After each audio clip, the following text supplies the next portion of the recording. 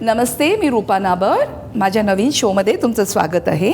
आज मी करणार आहे बनपुरी. तर बघूया कशी केली जाते बनपुरी. तर बनपुरीचं आपण पीठ भिजवायला लागेल. तर एक बोल घेऊया, त्याच्यात पिठी साखर, दही. जेवढं आंबट दही असेल तेवढं या बनपुरीला स्वाद छान येतो. आणि हे आता फेटून घेऊया आपण. तुमच्याकडे इलेक्ट्रिक मिक्सर असेल तरी ते केकचं मिक्सरनी फेटून घेऊ शकता. हे चांगलं फेटून घेतलं की त्यात एक छोटं केळं किंवा एक अर्ध केळं आपण अख्खं घेऊया. हे पिकलेलं केळं ते मॅश करून घेऊया.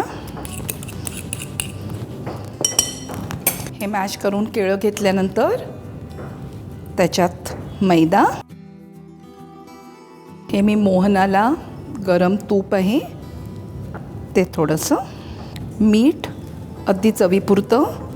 जेव्हा आपण गोड पदार्थ गव्हाबरोबर करतो त्याला चिमूटभर मीठ घातलं की त्याचा स्वाद जरा जास्ती वाढतो.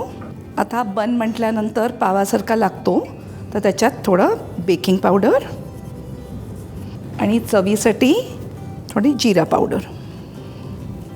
हे आता मस्त भिजून घेऊया.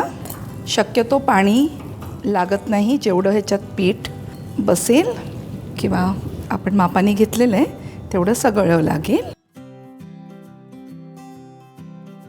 बनपुरीचा लोट आपण केलेला आहे, तर ते पीठ आपण जरा झाकून 2 तास ठेवूया.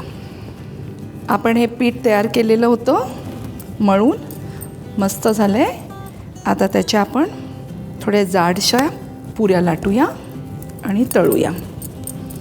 तर एक लिंबाच्या साईजचं घ्या सुकं पीठ.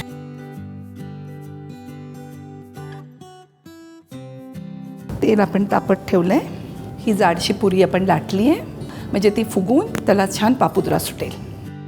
तेल गरम झालं आहे आणि आपली पुरी लाटून झाली आहे.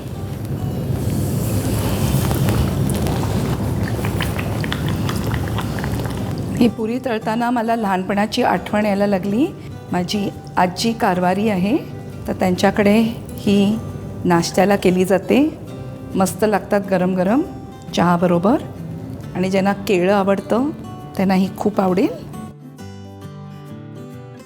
त्या अशा गरम गरम पुऱ्या आपण बाकीच्या तळून घेऊया. आपल्या बनपुऱ्या तळून झालेल्या आहेत. आपण त्यांना सर्व करूया. तुम्ही बघू शकता अगदी लुसलुशीत झाले आहेत आणि थोडासा पावासारखा त्यांना चव येते.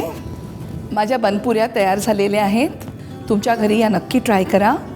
नाश्त्यासोबत संध्याकाळी किंवा सकाळी चहाबरोबर खूप मस्त लागतात.